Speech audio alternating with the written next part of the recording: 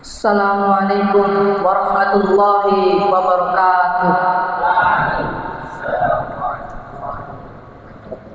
Alhamdulillah, assalatu ala rasulillah wa ala alihi wa sahbihi wa man wala, amma ba'du.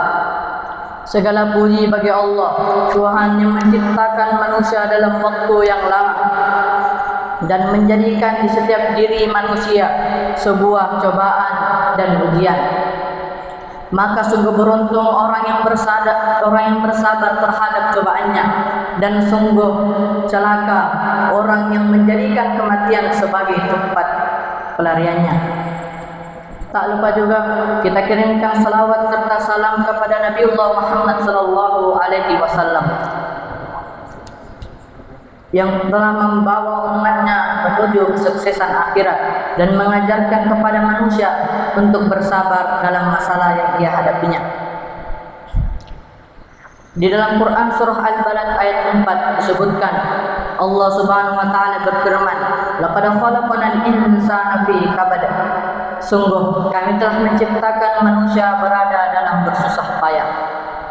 Tidak ada seorang pun di dunia ini yang menyukai masalah. Kita membenci masalah dan mati-matian untuk menghindarinya. Herannya, masalah itu selalu saja datang tanpa permisi. Bisa dibilang mustahil hidup tanpa masalah. Masalah adalah salah satu bagian dari kehidupan kita. Selama kita masih hidup, berarti masalah akan datang menyapa kita. Lantas, mengapa kehidupan ini selalu dipenuhi oleh masalah? Bukankah Allah Maha Penyayang kepada hamba-hambanya? Inilah yang harus kita pahami, bahwasanya kehidupan itu adalah sebuah ujian. Yang namanya ujian tentunya akan diberi masalah-masalah yang harus kita hadapi dan harus kita pecahkan. Kita harus tahu apa tujuan Allah menciptakan kita di kehidupan ini. Allah Subhanahu wa taala berfirman, "Wa ma khalaqatul jinna wal insa illa liya'budun." Dan aku tidak menciptakan jin dan manusia melainkan untuk beribadah kepadaku. Quran surah Az-Zariyat ayat 56. Kehidupan tak selamanya berjalan sesuai dengan keinginan kita. Ada kalanya kita merasa kecewa dan frustasi saat keinginan kita tak kunjung diraih.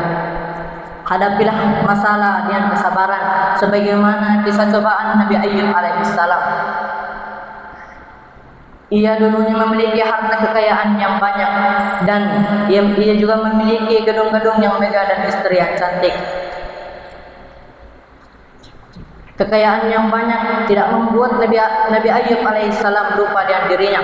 Ia tetap taat kepada Allah dan memanfaatkan kekayaannya di jalan Allah Subhanahu wa taala. Namun tidak ada kehidupan yang berjalan dengan sempurna hingga ia pun mendapatkan musibah. Gedung-gedungnya hancur terbakar dan anaknya meninggal karena runtuhan gedung tersebut. Bukan hanya itu, ia juga diberi penyakit ke dalam tubuhnya selama 18 tahun dan menyebar dengan cepat. Kulitnya dipenuhi oleh luka-luka dan mengeluarkan bau yang tidak sedap. Lalat dan berbagai serangga mendatangi luka-luka di tubuhnya. Singkat cerita, dengan kesabarannya dan doanya kepada Allah, ia sembuh dengan izin Allah Subhanahu wa taala. Hikmahnya adalah jika kita mendapatkan suatu masalah, maka bersabarlah dan berdoalah kepada Allah. Dan dengan kisah ini pula kita sadar bahwa seseorang akan diuji sesuai tingkat agamanya, sesuai keteguhan agamanya. Semakin teguh ia dalam beragama, maka semakin berat pula cobaan baginya. Rasulullah sallallahu alaihi wasallam pernah ditanya oleh para sahabat, "Ya Rasulullah, siapakah orang yang paling berat cobaannya?" Maka Rasulullah sallallahu alaihi wasallam bersabda, "Para nabi." Kemudian setelah mereka secara berurutan berdasarkan tingkat kesalehannya. Seseorang akan diuji sesuai dengan kadar agamanya. Bila ia kuat dalam beragama, maka akan ditambahkan cobaan baginya. Bila ia lemah dalam agamanya, akan diringankan dalam akan diringankan cobaan baginya dan seterusnya. Hadis riwayat Bukhari. Betapa malunya kita yang mengetahui kisah Nabi Ayub alaihissalam. Beliau diuji selama 18 tahun dengan cobaan yang dahsyat. Lalu mengapa kita yang hanya diberi sedikit cobaan hidup terus-terusan mengeluh, bahkan memamerkan keluhan kita ke media sosial?